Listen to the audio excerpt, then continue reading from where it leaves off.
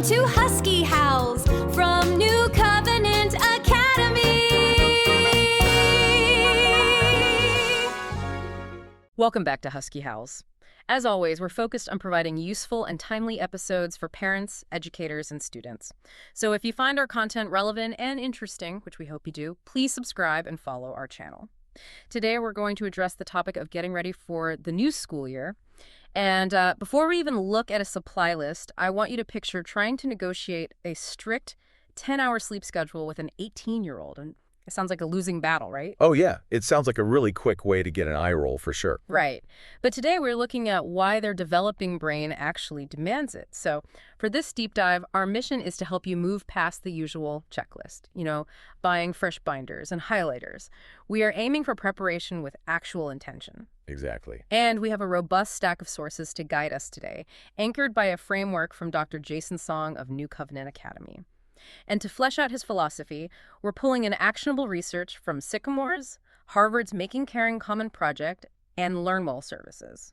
Yeah, and Dr. Song's framework is just a great starting point because he sort of flips the standard back-to-school script on its head. How so? Well, he argues that real preparation has very little to do with the physical items you purchase, like the new shoes and sharp pencils. Those are secondary. The primary work, it really has to be a shift in mindset for both you and your child. Which feels a bit backwards, honestly, because the whole commercial world relies on the idea that buying new stuff equals a fresh start. Right.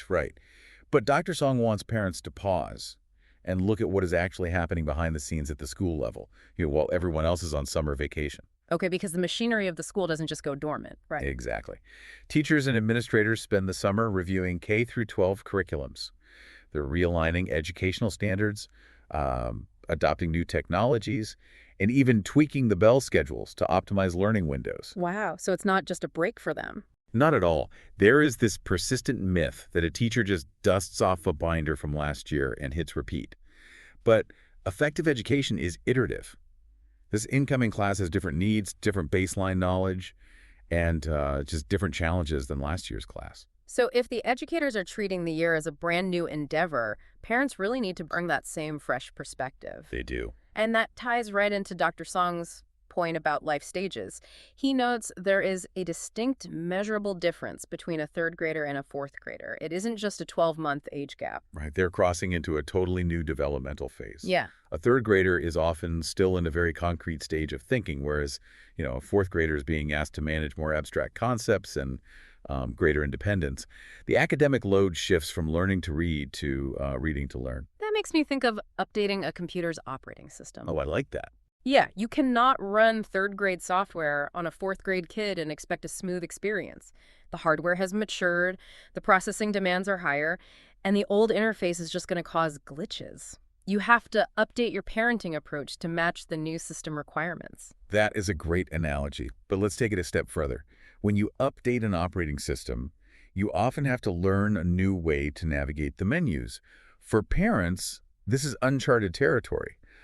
Especially if this is your oldest or only child. You've never parented a fourth grader before. Right. And because it is uncharted territory, I think the default reaction is usually to look over the fence and copy what the neighbors are doing. It's just natural. It is. But I want to push back on Dr. Song here. We rely on our communities for everything. Like, if my neighbor finds a great landscaper, I hire them. If they figure out a great carpool route, I copy it. Why is copying the neighbor specifically a trap when we are talking about school prep? Well, because a landscaping problem is uniform, right? Grass is grass. Yeah. But a child's developmental phase requires a customized goal. Dr. Song points out that if you adopt a neighbor's generic solution, you bypass the crucial step of defining the finish line for your specific child. Let's look at high school, for example. Sure. Is your primary goal for your student simply to graduate and enter the workforce? Or are they aiming for a specific trade school? Or is the goal a competitive four-year university? Right. The daily habits required for those different goals won't look the same at all. Exactly. If your neighbor is structuring their household to support a student aiming for a vocational apprenticeship, but your child is prepping for pre-med, well, copying your neighbor's homework routine is going to leave your child underprepared. That makes sense. Yeah, your child's capabilities, their stressors, and aspirations are unique. This is why Dr. Song advocates for consulting professionals, teachers, counselors, industry experts, to build a custom blueprint rather than just relying on neighborhood consensus. Okay, so we define the specific finish line. We update our mental operating system. But how do we translate that philosophy into, like, a Tuesday morning in October? We need a structure. And structure requires routines. The research from Harvard's Making Caring Common project focuses heavily on this. What did they find? They note that establishing a routine provides a deep sense of predictability. And for a developing brain, predictability equals safety. Oh, wow. Yeah. When a child knows what is coming next, their nervous system downregulates, which naturally eases the anxiety of a new environment. Let's get into the foundation of that routine, which is sleep. The data in our sources is honestly staggering to me. It really is. Elementary students need up to 12 hours of sleep per 24-hour period. And to circle back to our hook, 18-year-olds need 10 hours. Yeah, we tend to assume that as a child gets closer to adulthood, their sleep needs drop closer to the adult baseline of, 7 or 8 hours. Right. But biologically, that just isn't the case. But tell me how that works. Trying to force a high school senior to sleep for 10 hours feels like an exercise in futility. Why does an almost adult need that much downtime? It comes down to what the brain is doing while they are unconscious. During adolescence, the brain is undergoing a significant phase of synaptic pruning. Synaptic pruning. Yeah, getting rid of unused neural connections to make the brain more efficient. At the same time, the prefrontal cortex, which handles emotional regulation and complex decision-making, is still under heavy construction. So they're physically remodeling. Exactly. That physical remodeling requires substantial energy and recovery time. So when they don't get that sleep, it isn't just that they are groggy. The sources note it impairs their curiosity, their emotional regulation, and their ability to finish tasks. They are literally operating with an under-repaired prefrontal cortex. Yes, they are. And to help build these sleep routines, the organization Sycamores offers guidance on managing the home environment, specifically around technology. Right. They advocate for a family-wide digital sunset in the evening. Which is largely about melatonin. Right. Precisely. Blue light from screens tricks the brain into thinking it is still daytime, suppressing the release of melatonin, which is the hormone that signals sleep. Makes sense. So Sycamores recommends charging all devices in a central location overnight, far away from the bedrooms. And to make that work, they suggest replacing cell phone alarms with traditional old-school alarm clocks. I think that is a brilliant friction point strategy. It really is. Because if your phone isn't the thing waking you up, you remove the temptation to grab it and scroll late at night or, let an email spike your cortisol first thing in the morning. Right. Alongside the digital sunset, Harvard's researchers suggest using visual schedules to maintain the daily routine.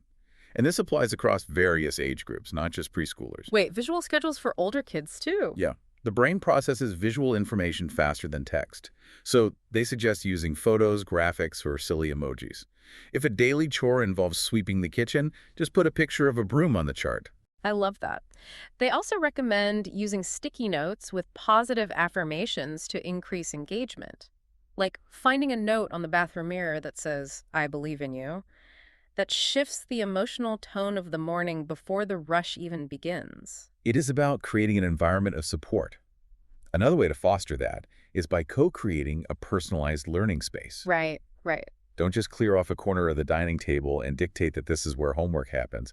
Allow them to use stickers to label their storage bins or, pick out the motivational quotes for the wall. Because that builds a sense of agency. If they design the space, it becomes their domain. They take ownership of the work happening in that space because they own the environment. Exactly. Now that the home environment is optimized, the mindset is clear, and the routines are set, we can pivot to the external factors, the logistics of the school itself. This is where we finally talk about the tangible supplies. Backpacks. Dr. Song says it is about more than the bag, but Sycamores is quick to point out that the type of bag actually matters a lot for physical health. It really does. Sycamores advises selecting a backpack made of lightweight fabric with wide, padded shoulder straps. I remember the trend in high school was always to one-strap it. Of course. If you use both straps, you weren't cool. But from a biomechanical standpoint, that is a disaster. It's terrible for you. It creates an asymmetrical load on the spine, which leads to muscle strain, neck pain, and tension headaches. Ouch. Yeah, a child carrying 15 pounds of books on one shoulder is going to struggle to focus in class because they are in physical discomfort. They really need to use both straps to distribute the weight evenly. Then we have the digital tools, which can cause just as many headaches if we ignore them. The sources recommend setting up all the necessary email accounts, logging into the online learning portals, and downloading the educational apps well before the first day. The goal here is to remove friction. The first week of school is already cognitively demanding. You do not want your child spending their mental energy trying to remember a lost password for a math portal. Or realizing on Sunday night that there was a summer reading assignment they missed. Review the syllabus early. Definitely. Sycamores also outlines a logistical strategy they call Map It Out. What's that entail? Well, if your child is transitioning to a new building, or if you just have a new morning schedule, practice walking or driving the route to school a week or two before the first day. Okay, that leads into my favorite piece of advice from the entire stack of sources. Oh, yeah. Yeah. Sycamore suggests taking your younger kids to play on the school playground a few times before summer ends. That is a masterful psychological life hack. How do you mean? Well, think about classical conditioning. For a lot of kids, the school building is associated with academic pressure, rules, and separation anxiety. Right. By going there to just play on the monkey bars in the middle of August, you are subtly rewiring their brain's association with the physical location. You turn a site of stress into a site of play and positive memories before the real work begins. Well, that's smart. You are building a foundation of familiarity. LearnWell Services takes a similar proactive approach regarding the teachers. They advise parents to initiate contact early. Don't wait for parent-teacher conferences in November to discuss your child's learning profile. Right. If you know your child shuts down when called on randomly, or that they struggle with reading comprehension but excel in verbal presentations, tell the teacher you are handing them the instruction manual for your kid. LearnWell also emphasizes the importance of visibility. They suggest getting involved in the PTA or finding other avenues to volunteer at the school. And that isn't just about helping the school raise funds, right? It serves a dual purpose for the student. Yes. Showing up in their environment communicates a clear message to your child. This place matters to me, which means your education matters to me. It reinforces the value of what they're doing every day. Okay, so we have the logistics mapped out, the syllabus checked, the backpack padded. But a smooth start usually hinges on something we can't buy or map. The emotions. Exactly. Managing expectations and the inevitable first week jitters. Emotions are the wild card. And to understand the root of those first-week anxieties, we need to return to Dr. Song's insights. He makes a fascinating observation about the way children and adults perceive the passage of time. This really stood out to me. As adults, we constantly feel like time is accelerating. We blink and a month is gone, but children experience their days as long and slow. It's a matter of proportion. For a 7-year-old, 1 year represents over 14% of their entire existence. Wow. But for a 40-year-old, 1 year is a mere 2.5%. Because a child has fewer years to anchor against, their present reality feels stretched. Dr. Song points out that this distorted perception can make a child feel like they are stuck in a rut, going nowhere fast. That explains so much about childhood meltdowns. When a week feels like an eternity, a minor social conflict on a Tuesday feels like a permanent life crisis. As adults, we have the historical data to know that this too shall pass. A fourth grader doesn't have that context. No, they don't. And because their perception of time stretches out the discomfort, their anxieties feel much heavier. Harvard's Making Caring Common project provides a strategy for handling this. What do they suggest? They advise parents to model active listening and to share from the heart. What is the practical application of that? If my kid is spiraling about a bad Tuesday, how do I share from the heart without making it about me? You use your past to normalize their present. You sit down and share a specific story of your own school struggles. Oh, I see. Tell them about the time you were terrified because you were assigned to a different homeroom than your best friend and you had to figure out how to make a new friend from scratch. That is so much more effective than just saying, don't worry, you'll be fine. When we say you'll be fine, we are essentially dismissing their reality. Right, you're shutting them down. But by sharing a vulnerable story, we validate their fear while simultaneously offering a roadmap for survival. We prove that the problem is solvable. Sycamores echoes this, noting that it helps to remind kids that adults, even their new teachers, get nervous on the first day. It demystifies the anxiety. That's a great point. They also recommend equipping children with physical coping tools. Teach them how to use slow, deep breathing to manually calm their nervous system when they feel overwhelmed. Sycamore's also suggested a tactic for specific situational worries that I think every parent should adopt. If your child is agonizing over who they're going to sit with at lunch, you don't just offer platitudes, you rehearse the scenario. Role-playing. Exactly. You practice the exact sequence of events. What do they say? How do they approach a crowded table? Who can they look for if they feel completely lost?